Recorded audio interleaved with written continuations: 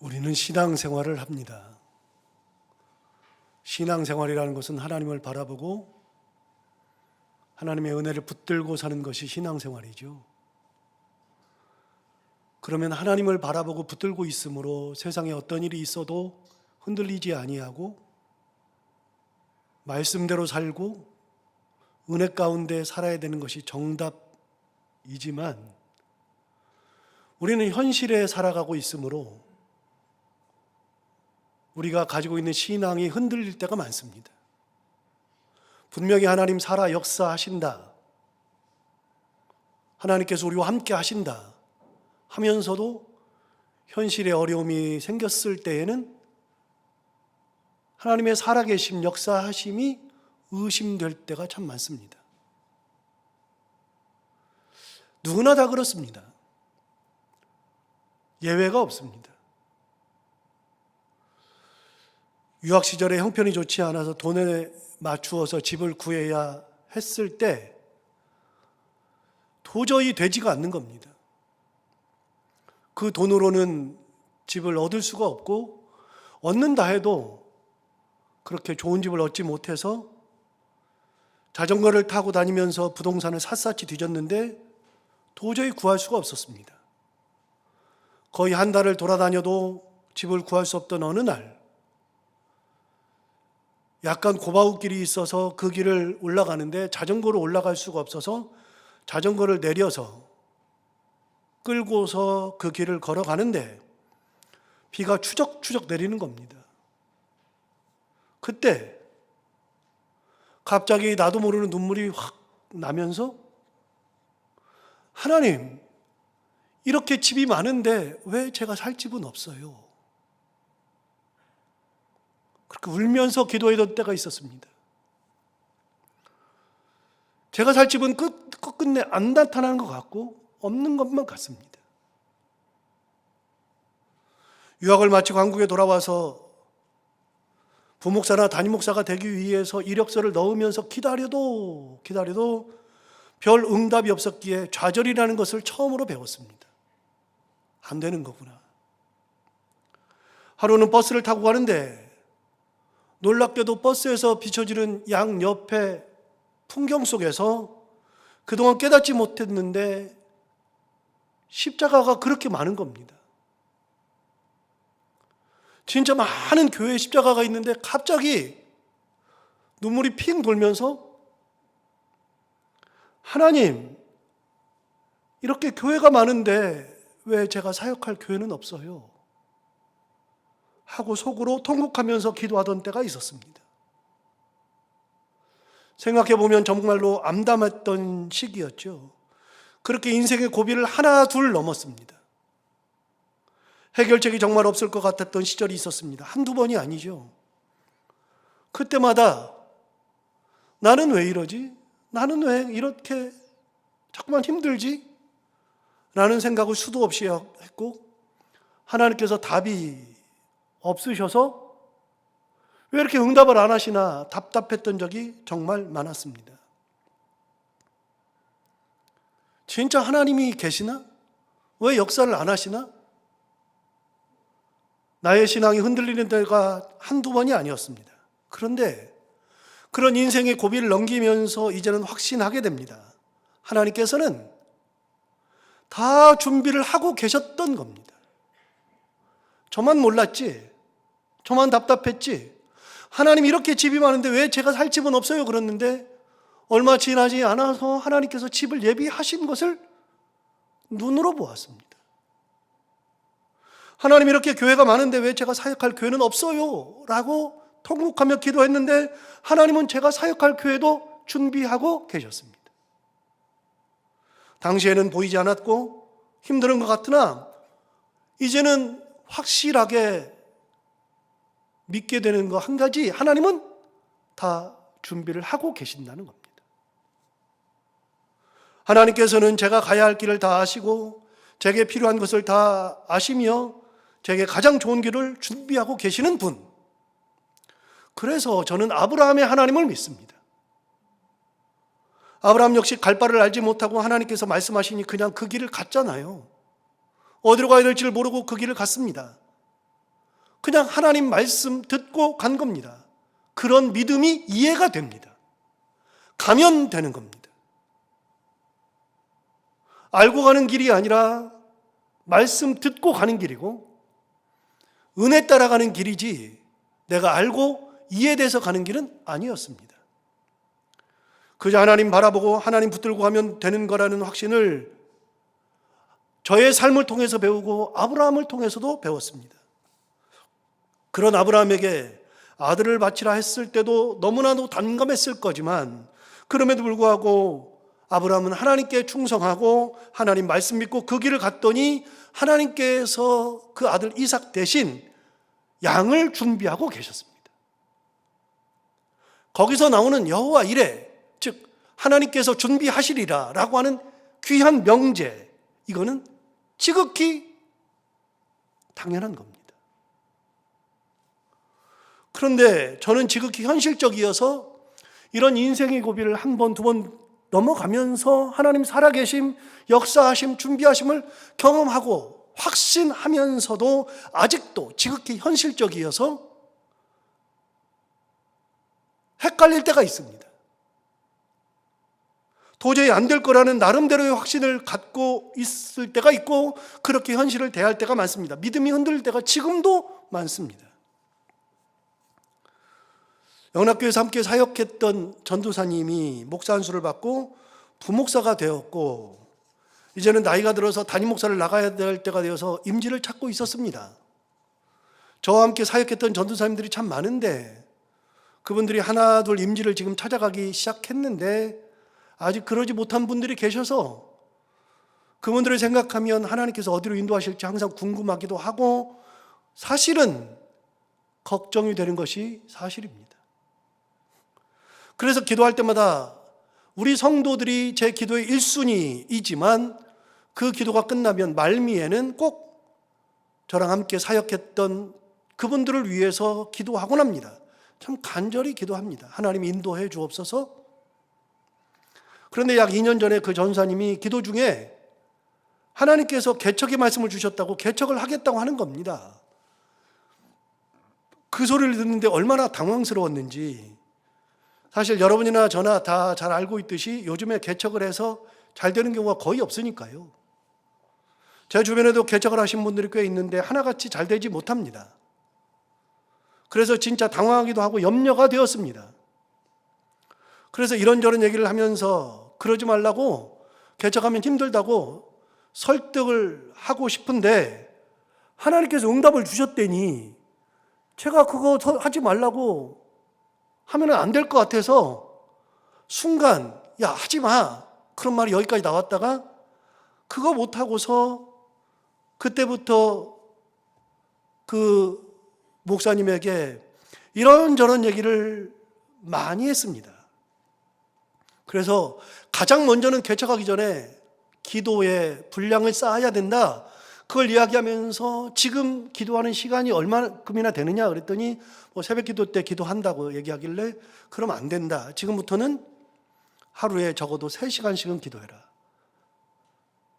새벽 기도 때 나와서 1시간 반 정도 사람들이 다 돌아가도 끝까지 하나님 의지하고 기도하고, 점심 먹고 30분 기도하고, 저녁에 자기 전에 1시간씩, 그래서 3시간씩은 기도해라. 기도의 분량이 쌓여져야 하나님께서 역사하시고 좋은 길을 예비하실 거다. 하루에 3시간씩은 기도하고, 그렇게 기도하다 보면 여러 가지 문이 열릴 거니까 문이 열릴 때까지 움직이지 말고 기도만 하면서 준비해라. 그렇게 이야기를 했었습니다. 근데 시간이 지나도 저는 너무 답답한 거예요. 무슨 생각이 번뜩 드냐면, 이 친구가 이게 담임 목사 나가기 어려우니까 아예 포기하고 하나님이 개척하라고 응답 주시는 걸로 지 혼자 생각하고서 말하는 것은 아닌가, 이런 생각이 진짜 많이 들었습니다. 마음이 복잡했죠. 제가 돈이 있으면 개척 자금이라도 주는 건데 저는 그런 능력이 없으니까 더욱 그러지 않겠습니까? 그렇게 시간이 흘렀는데 작년 여름이 되었을 때 갑자기 저를 찾아와서 개척을 하게 됐다는 겁니다. 부목사로 심호하는 교회에서 나갈 때마다 이렇게 몇 년에 한 번씩 개척을 시켜주는데 이번에는 자기 차례가 되어서 개척 자금을 주는데 5억 원을 준다는 겁니다. 굉장히 많은 금액을 주는 거죠. 그래서 마음이 참 좋았습니다. 아, 그런 교회도 있구나. 참 좋은 교회다. 그 말을 들으니까 참 기뻤습니다. 그만큼의 돈을 가지고서 개척자금을 가지고 시작하는 것은 큰 복이니까요. 그 돈을 가지고 개척 지역을 알아보기 시작했는데 그래서 제가 계속 기도해서 얘기했습니다. 돈을 받는 게 중요한 게 아니라 기도가 더 중요한 거다. 하나님께서 보내시는 곳으로 가야 하고 하나님께서 작정하신 곳, 아브라함이 가는 그 길 끝에 가나안이 있었듯이 기도하면서 하나님 바라보면 그 길을 인도하실 거다. 계속 기도하면서 찾아라. 그런데 놀랍게도 얼마 지나지 않아서 저에게 연락이 왔습니다. 목사님, 저 김포에 가게 되었습니다. 아니, 벌써 알아봤냐? 그랬더니 놀라운 얘기를 전해주는 겁니다. 김포에 있는 그 교회는 이미 개척되어 있는 교회인데 부천에 있는 유명한 교회에서 개척을 했었고 그 교회가 상당히 큰 교회니까 교회 성도들을 떼어서 개척 자금과 함께 목사를 파송하고 성도들도 파송을 해서 교회를 개척해 주었고, 돈이 많지는 않지만 일정 부분 돈이 있어서 그 돈을 가지고 교회 용자를 교회에서 돈을 빌려서 그래서 6층짜리 건물에 6층 굉장히 큰 곳을 아예 사서 이자만 갚으면서 교회를 시작했답니다. 그래서 교회가 잘 가고 있었는데, 그런데 얼마 지나지 않아서 이 교회가 분쟁이 생겼고 멤버들 간에 분쟁이 생겼고 목사님들과의 관계도 안 좋아지고, 그래서 성도들이 뿔뿔이 흩어지고 목사는 나가버리고 이제 한 10명 정도만 남아 있다는 겁니다. 그런데 그 교회에서 소식을 알고 이 목사에게 우리 교회 와서 이 교회에서 목회해 주면 어떻겠느냐. 그런데 이미 성도들은 없어졌고 교회 이자는 갚아야 되고 진짜 개척이죠.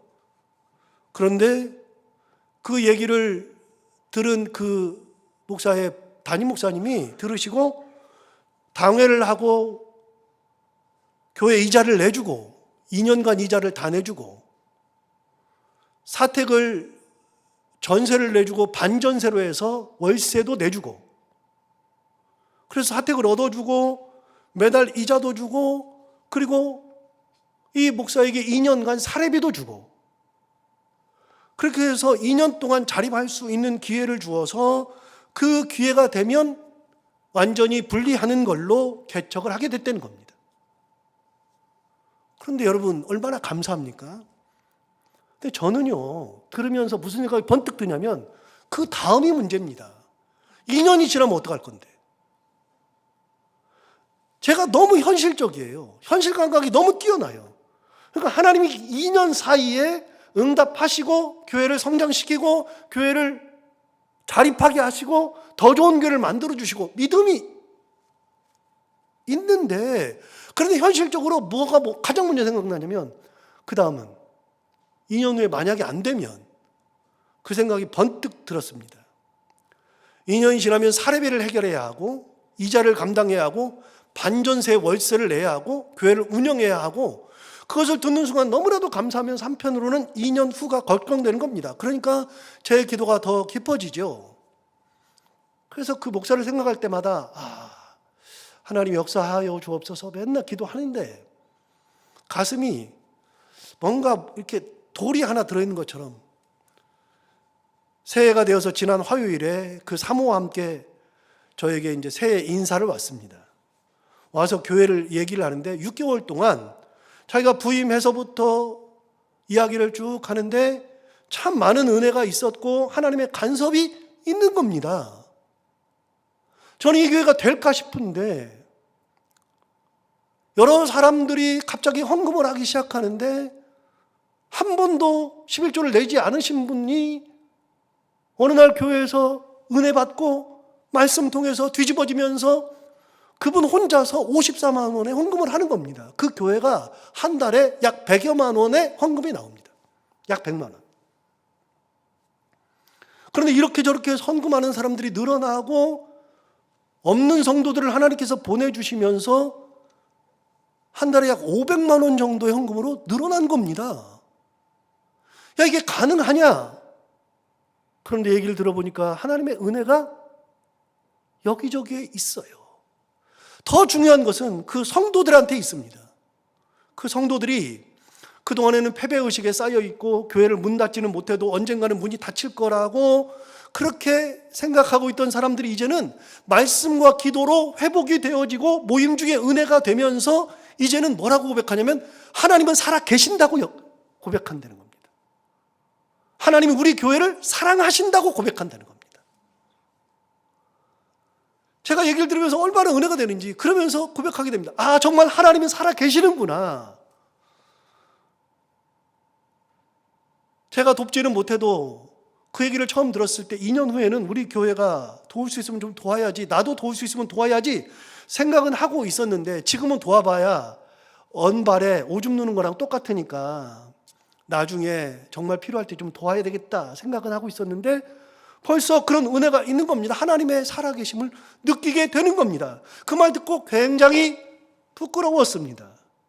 인생의 고비를 넘어갈 때마다 하나님 살아계신다, 하나님 역사하신다, 함께 하신다 고백하고 준비하시는 하나님, 역사하시는 하나님, 인도하시는 하나님을 고백했는데 어느 순간순간마다 그 믿음이 흔들려요. 현실 생각하면 흔들리는 겁니다. 어느 경우는 현실을 생각하면서 제 스스로가 이거는 안 되지 아예 단정하고 생각하는 경우들이 진짜 많습니다. 여러분 항상 느끼는 거지만 하나님은 정말 살아계시고 역사하는 분이고 우리를 가장 좋은 길로 인도하시는 분입니다. 또 흔들릴 겁니다. 그러나 분명합니다. 그래서 저는 하나님의 개입이 중요하다고 생각합니다. 하나님이 개입하시면 다 달라지거든요. 안 된다 하는데 하나님 개입하시면 되는 거고요. 이거는 반드시 된다 그런데 하나님 개입하시면 안 되는 경우들이 너무나도 많습니다. 저거는 내가 따지 안 됩니다. 저거는 절대로 내가 못하지 되는 경우가 많습니다. 사도행전 3장에 의하면 나면서부터 못 걷게 된 사람이 매일 성전 미문에 앉아서 구걸을 하고 있었는데 그는 태어나면서부터 한 번도 걸어본 적이 없기 때문에 사람들이 그를 메어다가 매일 성전 미문에다가 앉혀두었고 그렇게 그의 인생은 평생 구걸의 인생에서 벗어날 수가 없었던 사람 이야기가 나옵니다. 참고로 그렇게 구걸하던 사람의 나이가 나중에 나오는데 40살이 넘었습니다. 그래서 40년 동안 한 번도 걸어보지 못한 사람, 그가 할 수 있는 때부터는 성전 미문에 앉아서 수십 년 동안 구걸하던 그런 사람, 그날도 여전히 그 사람은 성전 미문에 앉아 구걸을 하고 있었고 제9시 우리나라 시간으로는 오후 3시에 기도 시간이 되어서 기도하기 위해서 올라가던 두 사람을 만났습니다. 그 유명한 베드로와 요한. 한 번도 걸어지 못한 그 사람의 인생에서 가장 위대하고 감격적인 만남을 하게 된 거죠. 구걸하는 사람이나 기도하러 올라가던 두 사람들이나 그렇게 만날 것을 기대한 적은 단 한 번도 없었습니다. 구걸하던 사람은 일상의 일이 그러하니 두 사람이 지나갈 때 당연히 구걸할 수 있는 거였고 구걸하면 되는 거였습니다. 기도하러 가던 두 사도들은 그 시간이 작전 기도의 시간이니 당연히 성전에 들어가는 거였고 그 사람을 보고서 그냥 지나갈 수도 있던 그런 날이었습니다. 그런 평범하게만 한 그런 날, 나면서부터 40년 넘게 걸어보지 못한 이 거리는 단 한 번도 예상하지 못했던 은혜, 걷게 되는 은혜의 경험을 하게 됩니다. 내가 오늘 두 사도를 만나서 걷는 날이다 라는 생각을 해본 적이 없습니다. 막상 걸었던 그도, 그를 매일 성전에다가 메어다가 주는 사람들도, 그의 부모도, 그의 모든 지인도, 세상에 살던 어느 누구도 결코 그가 걸을 거라는 생각을 해본 적은 없습니다. 반대로 그는 그날 쉽게 말해서 구걸을 하지 못했습니다. 그러니까 그날 구걸을 해야만 먹을 수가 있을 텐데 그날 그는 공을 친 겁니다. 그러니 손해가 발생했죠. 그런데 그런 손해는 손해가 아니죠. 진짜 놀라운 중요한 것을 얻었으니까요. 은과 금은 내게 없거니와 내게 있는 이것으로 내게 주노니 나사렛 예수 그리스도 이름으로 일어나 걸어라. 듣도 못한 얘기, 말도 안 되는 얘기. 그 선포를 하면서 베드로가 거린의 오른손을 잡고 일으키니까 갑자기 놀랍게 발과 발목에 힘이 생긴 겁니다. 한 번도 발과 발목에 힘이 생겨본 적이 없습니다. 그런데 곧 힘을 얻고 그 자리에서 일어나 걸었고 잠시 후에 뛰었고, 그리고 잠시 후에는 베드로, 요한과 함께 성전으로 들어가며 하나님을 찬송했죠. 단 한 번도 경험하지 못한 겁니다. 걷는 거, 뛰는 거, 성전 들어가는 거 해본 적이 없습니다. 구약시대로부터 성전에 들어갈 수 있는 이들은 정해져 있었습니다. 일단은 여자는 들어가지 못하고요, 이방인들도 들어가지 못하고요, 정상적인 성인이라 할지라도 장애를 가진 사람은 성전에 들어갈 수가 없었습니다.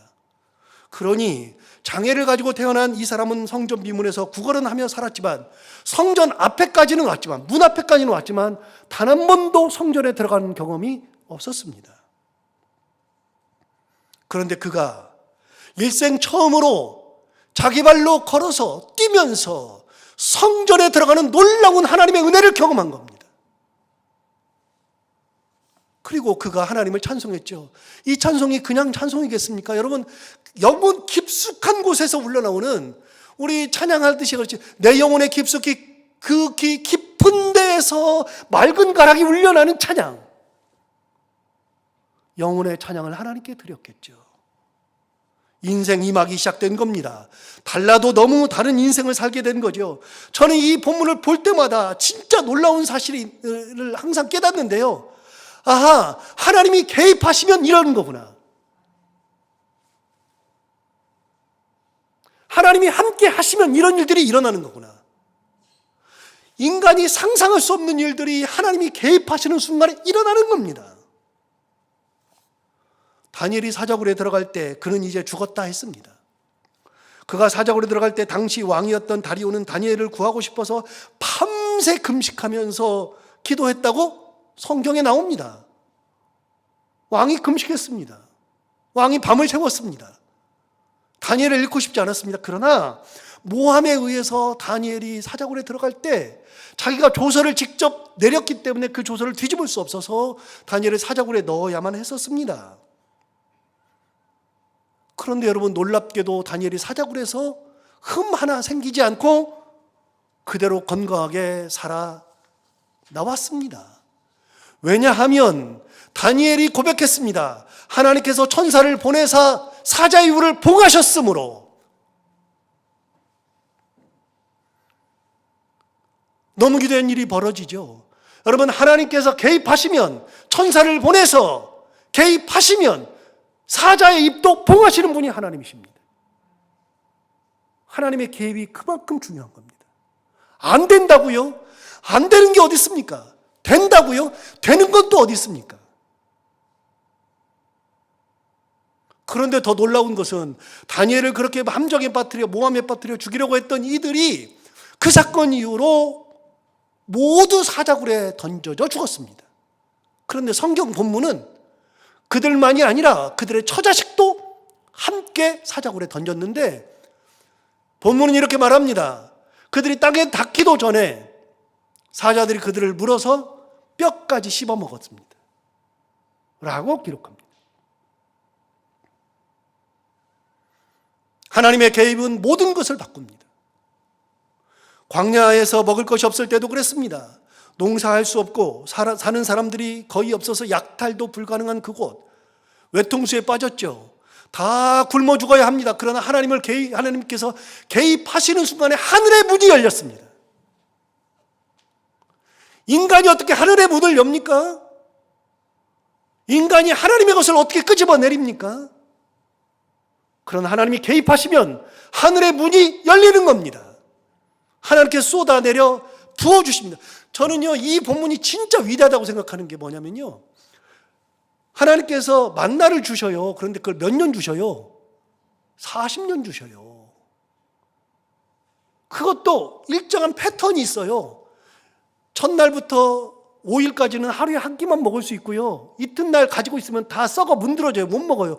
근데 여섯째 날 됐을 때는요, 안식일을 앞에 둔 날은요, 이틀분을 주셔요. 그날은 그 다음 날까지 가지고 있어도 안 썩어요. 그러니까 일주일에 6번씩 딱 주시는데 그것도 40년을 딱딱 주십니다. 가능합니까? 사람은 40년 동안 하라 그래도 못합니다. 저도 뭐 혈압이 있고 콜레스테롤 때문에도 약을 먹어요. 심장이 안 좋으니까. 약을 먹는데요. 놀랍게도 약을 먹다가 매일 이렇게 약을 이렇게 여기다 이렇게 다 모아놔요. 약들을 모아놔요. 그리고 건강제도 거기다 넣어놓고 그래서 하루에 한 번을 딱 까서 먹어요. 아침 식사하면 꼭 먹어요. 그런데 놀랍게 어느 날은 내가 매일 먹는 약도 잊어요. 여러분 안 그래요? 우리는 내가 먹는 약도 잊어버릴 때가 있습니다. 우리는 규칙적으로 하는 것도 잘 안 됩니다. 그런데 하나님은 40년 동안 하늘 문을 여시고 이스라엘 백성들을 먹였습니다. 200만 명을. 위대하시죠? 그게 뭡니까? 하나님의 간섭, 하나님의 개입입니다.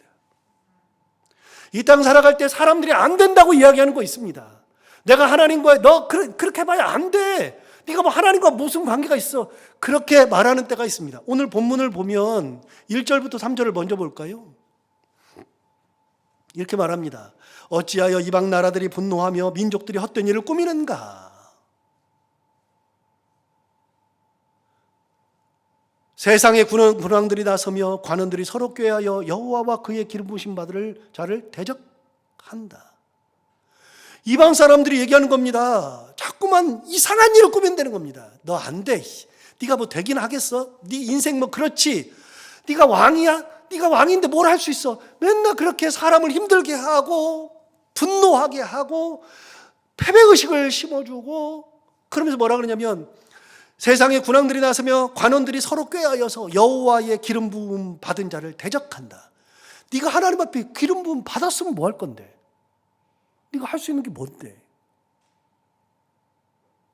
그렇게 끊임없이 우리를 격동시키는 사람들이 있다는 겁니다. 너 하나님 앞에 그래봐야 아무것도 아니야. 3절 보면 이렇게 말합니다. 우리가 그들의 맨 것을 끊고 그의 결박을 벗어버리자 하는도다. 이게 무슨 말이에요? 우리가 그들의 맨 것을 끊채요. 맨 것이 뭐예요? 하나님과 나와의 매어 있는 줄이 있어요. 하나님과 나와의 매어 있는 줄. 그걸 우리가 끊어버리자. 야, 저거 아무것도 아닌데 맨날 하나님 은혜라고 그러고 말도 안 돼. 지가 뭐 할 수 있다고. 네가 할 수 있는 게 뭔데? 그러면서 아예 하나님과의 관계를 끊어버리자. 맨 것을 끊어버리자. 그러면서 뭐라 그래요? 그의 결박을 벗어버리자.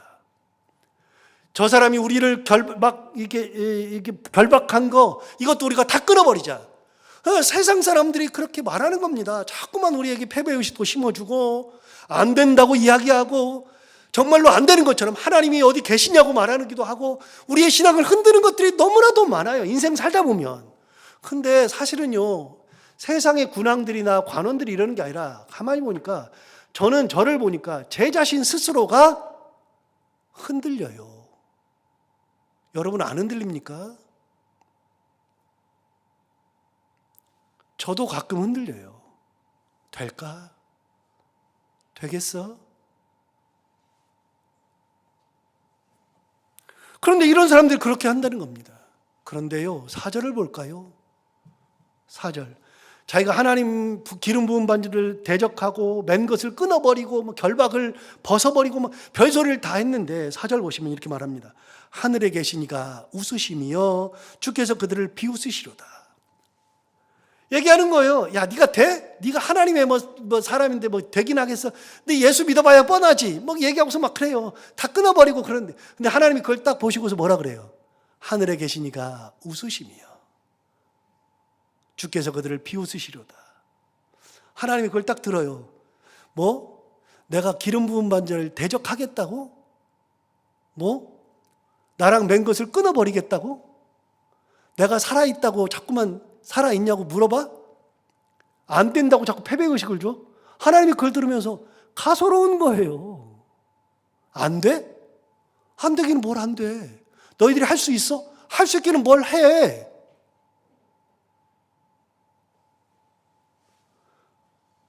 하나님이 얼마나 가소롭겠어요. 내가 그렇게밖에 안 돼?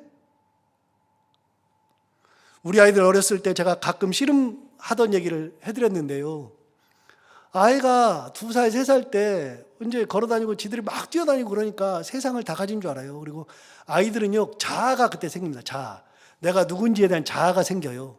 자아가 굉장히 중요한 건데, 이제 제가 학교 다닐 때 배운 것 중에는요, 거대자아, 거소자아를 배웠어요.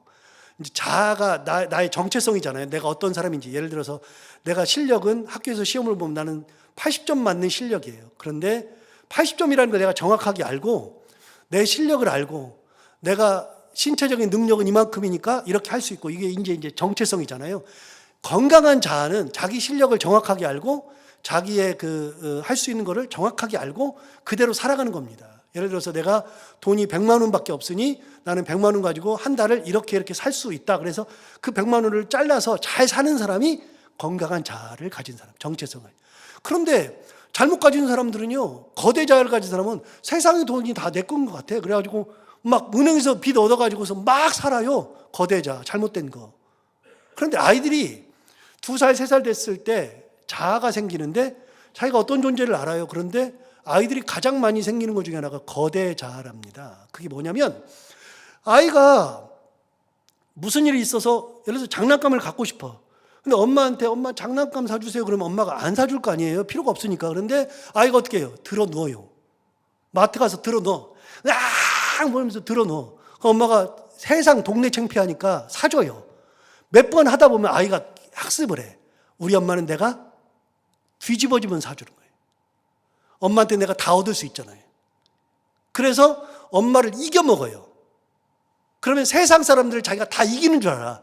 잘못된 거대 자아가 생겨요. 학교 다닐 때 배운 배교로는 거대 자아의 부모는 바람을 빼서 건강한 자아를 줘야 된대요. 뒤집어줘도 안 사주고 때가 되면 사주고 절제도 가르치고 그래야 되는데 잘못 가르치면 거대 자아가 생기는 거예요. 어떤 경우는 거소자아도 생깁니다. 너무나도 안 해주고 너무나도 막 때리니까 아이가 소심해져서 나는 할 수 있는 게 아무것도 없어. 부모한테 말해도 안 돼. 그러다 보니까 세상 사람들한테도 나는 할 수 있는 게 없어. 그러니까 거소자아가 생겨가지고 소극적인 아이로 변하고 할 수 있는 게 없는 아이로 변하는 거예요. 그것도 문제가 심각한 거예요. 거대자아와 거소자아는 다 문제가 있어요. 건강한 자아를 만들어줘야 되거든요. 그런데 저도 키워보니까 아이를 거대 자아로 키울 때가 많아요. 예를 들어서 씨름할 때인데요. 씨름을 하면 아이하고 저하고 누가 이겨요? 제가 이기죠. 애하고 놀아주는 거예요. 이기죠. 그런데 할 때마다 제가 져요. 애가 착각하는 거예요. 지가 저를 이기는 줄 알아요. 거대자가 생겨요. 아버지를 지가 이기는 줄 알죠. 세상 사람을 다 이기는 것으로 착각해요. 그래서 교만을 떨어요. 그러면 지가 이겼다, 내가 이겼다 막 하고 뛰어다니고 막 그래. 또 져주면 이겼다 그러고 자기가 이긴 줄 알아요. 그럼 제가 보면서 무슨 생각해요? 가소롭죠. 웃기지도 않죠. 그러다가 진짜 거대자가 생기면 저는 이제 교육학을 했으니까 거대자가 있으면 바람을 빼줘야 되니까 가끔은 확 갖다 패대기 쳐버립니다. 저 구석에다가. 그러면 아이가 지가 이기는데 지는 줄 알아요. 또 덤비죠. 그 거대자의 바람을 뺄 때까지는 패대기를 쳐버립니다. 그냥 이기는 게 아니라요. 아예 구석에다가 확 갖다 입을 깔아놓고 패대기를 쳐버리죠. 여러분, 인생이 그런 거요. 가소로운 게 얼마나 많아요. 진짜 가소롭죠. 하나님이 가만히 보니까 가소로운 거예요. 비웃는다는 게 그 의미입니다. 네가 끊어버린다고? 네가 그렇게 말한다고? 하나님이 비웃는 겁니다. 야, 내가 못해? 정말 내가 못한다고 생각해? 네가 할 수 있다고 생각해? 다시요. 할 수 있다고 하는 겁니까? 못한다고 진짜 못하는 겁니까? 하나님이 개입하시면 할 수 없어도 은혜로 하는 거고요. 하나님이 개입하시면 실패하는 것 같은데 성공으로 바꾸시는 분이 하나님이시라니까요.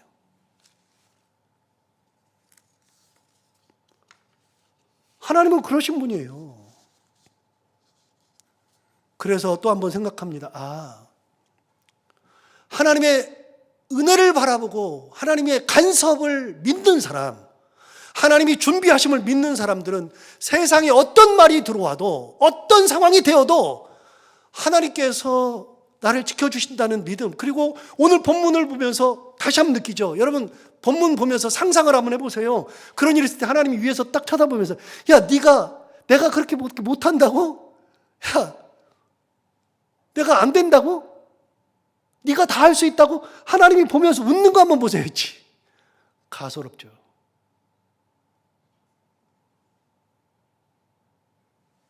자, 5절 볼까요?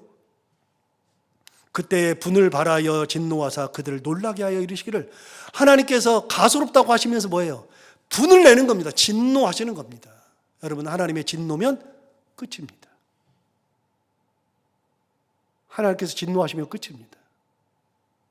진노하면서 뭐라고 말씀하세요? 6절을 보시면 내가 나의 왕을 내 거룩한 산 시온에 세웠다 하시리로다.